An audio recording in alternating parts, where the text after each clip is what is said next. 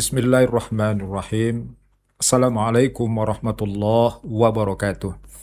Alhamdulillahi rabbil alamin. Wabihi nasta'inu ala umuri dunya waddin. Asyhadu an la ilaha illallah wahdahu la syarikalah. Wa asyhadu anna muhammadan abduhu wa rasuluh. La nabiyya ba'dah. Allahumma salli wa sallim wa barik ala Muhammad wa ala alihi wa ashabihi wa man tabi'ahum bi ihsanin ila yaumiddin. Para pendengar suara Kampar dan sahabat MUI dimanapun Anda berada. Kemiskinan adalah sebuah persoalan yang pasti ini akan menjadi problem di tengah-tengah masyarakat. Dari tingkat nasional, daerah, sampai hari ini bahwa sebuah kemiskinan itu adalah ketidakmampuan seseorang ketika dia ingin untuk memenuhi kebutuhan dasarnya.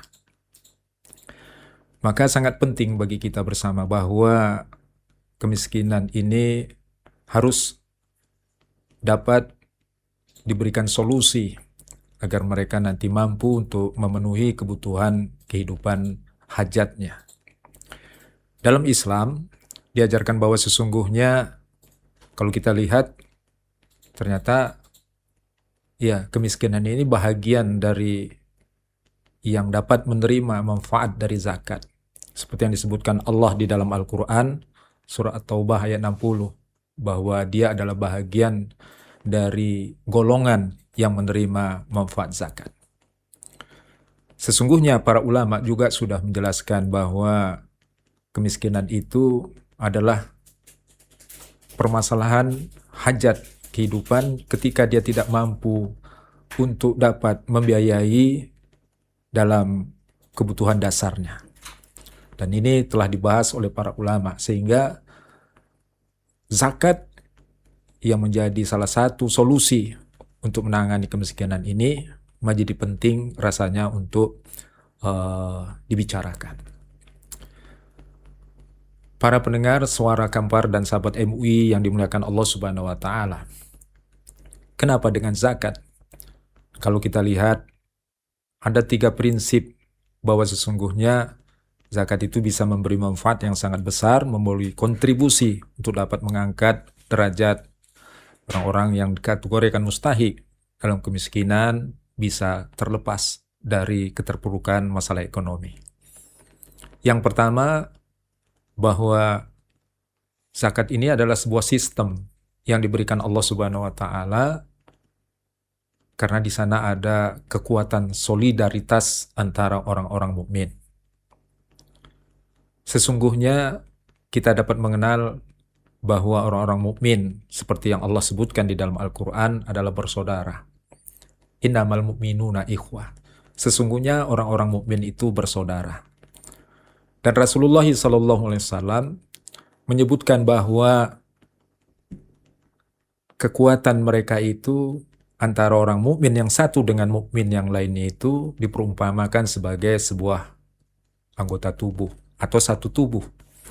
Sehingga Rasulullah mengatakan masalul mu'minin fi tawaddihim wa tarahumihim wa ta'atufihim masalul jasad.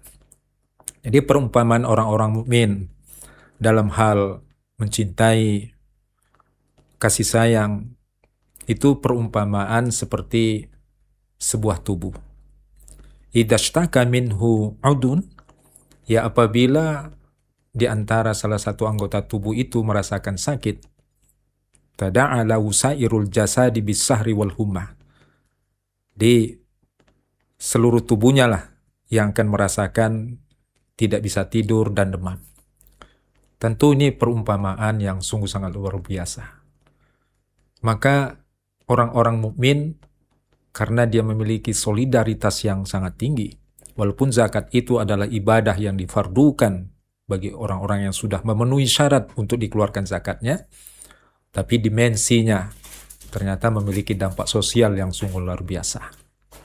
Kemudian yang kedua, kenapa dengan zakat? Karena sesungguhnya zakat itu adalah ibadah yang berkelanjutan. Beda dengan ibadah haji kalau kita lihat ibadah haji itu memang diwajibkan bagi yang mampu, tapi kewajiban itu terlepas ketika sudah dilaksanakan hanya sekali. Tidak berulang-ulang dilaksanakan. Ada kaidah usul mengatakan, al-aslu fil amri la yaqtadi tikrar. Asal pada perintah itu adalah tidak menghendaki perintah itu berulang. Maka zakat dia berkelanjutan. Setiap tahun akan diberikan kewajiban kepada orang-orang mukmin yang telah memenuhi syarat ketika harta mereka sudah cukup nisabnya dan cukup haulnya.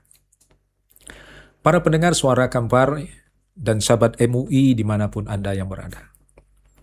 Maka karena dia berkelanjutan, maka sesungguhnya sebuah sistem yang Allah berikan ini menjadi jaminan sosial bagi saudara-saudara kita yang dikategorikan mutahik. Ada pola distribusi dari orang-orang yang disebut muzaki kepada mustahik. Ada pemerataan, ada keadilan. Sehingga zakat ini betul-betul dapat memberi solusi. Kemudian yang ketiga, bahwa sesungguhnya zakat itu memiliki yang disebut kekuatan dapat merubah status orang yang dahulu mustahik bisa menjadi muzaki. Walaupun tahapan muzaki mungkin yang paling tinggi, paling tidak ketika dia mendapatkan manfaat dari zakat, dia bisa mendapatkan dirinya sebagai seorang munfik, orang yang dapat mampu untuk berinfak. Ada perubahan. Maka zakat sangat penting.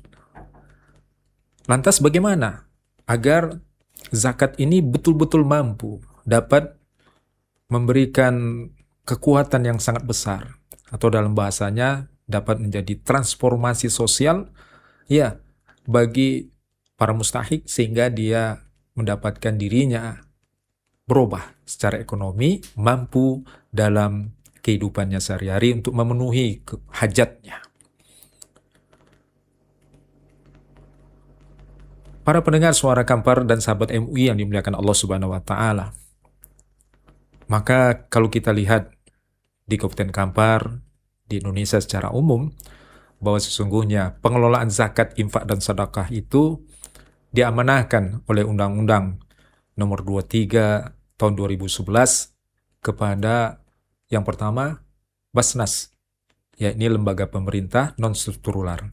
Dan lembaga pemerintah ini didirikan oleh pemerintah yang gunanya memang untuk mengelola zakat, infak, dan sedekah. Kemudian ada LAS, lembaga amil dan ini didirikan oleh masyarakat yang kemudian sudah mendapat legalitas dari pemerintah. Nah, kedua lembaga ini yang berhak untuk mengelola zakat, infak, dan sedekah di Indonesia dan khususnya di wilayah kita, Kabupaten Kampar.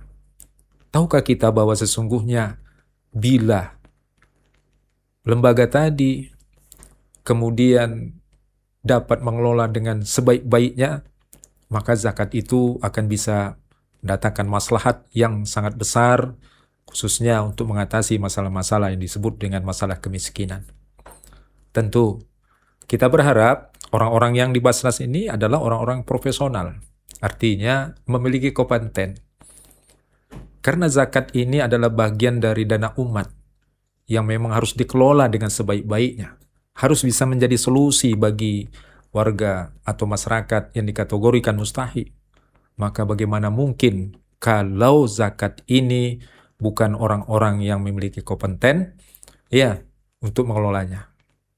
Kemudian yang kedua, bahwa pengelolaan zakat itu harus transparan. Transparan ini ada keterbukaan karena ini dana umat, dana yang dikumpulkan dari masyarakat. Transparan itu maksudnya bagaimana? Dari mana zakat itu dikumpulkan, kemudian bagaimana didistribusikan, bagaimana kemudian pertanggungjawaban laporannya. Sehingga kalau dia sudah memiliki transparansi dalam pengelolaan zakat, insya Allah ini akan membangun trust di tengah-tengah masyarakat. Kemudian yang ketiga, bahwa pengelolaan zakat itu harus akuntabel. Ya, akuntabel ini maksudnya dapat dipertanggungjawabkan. Karena sesungguhnya semua apa yang dilakukan, karena ini adalah bahagian dari dana umat, zakat, infak, dan sedekah yang dititipkan kepada lembaga ini, Basnas maupun LAS, maka dia harus dapat dipertanggungjawabkan. Jangan sampai ada penyalahgunaan. Tentu orang-orang yang duduk nanti ya sebagai pengelola, baik di Basnas pun LAS ini, 3 komponen penting ini, sehingga nanti zakat, infak, sedekah yang dikelola itu benar-benar dapat menjadi kekuatan, sebagai kekuatan transformasi sosial, dapat merubah status orang yang mustahik dulunya menjadi muzaki kita harapkan, dan paling tidak dia menjadi seorang mufid. Semoga Allah Subhanahu wa taala membersamai kita. Semoga Allah memudahkan setiap urusan kita sehingga pengelolaan zakat, infak, dan sedekah di wilayah kita Kabupaten Kampar ini menjadi kekuatan yang sama-sama menjadi kemaslahatan bagi para mustahik.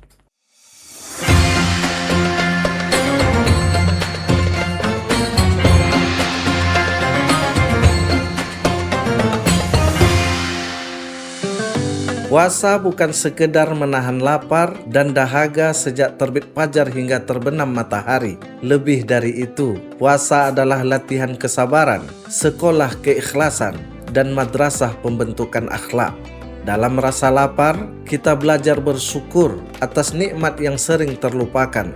Dalam dahaga, kita belajar sabar dan menahan diri. Puasa mengajarkan kita untuk menjaga lisan dari kata-kata yang menyakiti, menjaga hati dari iri dan dengki, serta menjaga perbuatan dari hal-hal yang tidak diridhoi Allah. Puasa juga menumbuhkan empati. Saat kita merasakan lapar, kita diingatkan pada saudara-saudara kita yang kekurangan. Dari situlah lahir kepedulian dan semangat berbagi. Sungguh, manfaat puasa bukan hanya menyehatkan tubuh, tetapi juga mensucikan jiwa dan mendekatkan diri kepada Allah Subhanahu wa taala. Semoga puasa kita menjadikan kita pribadi yang lebih sabar, lebih peduli, dan lebih bertakwa.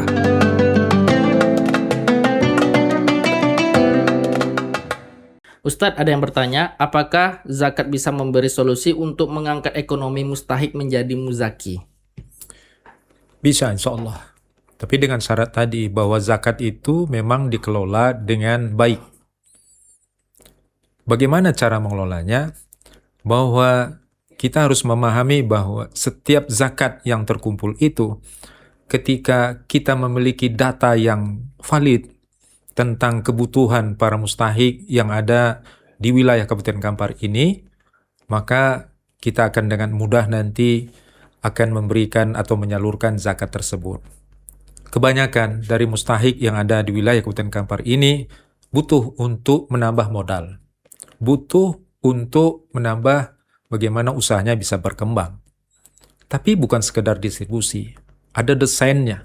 Maka setiap kegiatan mendistribusikan zakat untuk para mustahik, untuk kegiatan pendayagunaan ekonomi agar ekonominya meningkat, maka yang pertama perlu diverifikasi dahulu orang ini benar-benar mampu enggak untuk mendapatkan zakat sehingga nanti zakat itu dikelola untuk usahanya.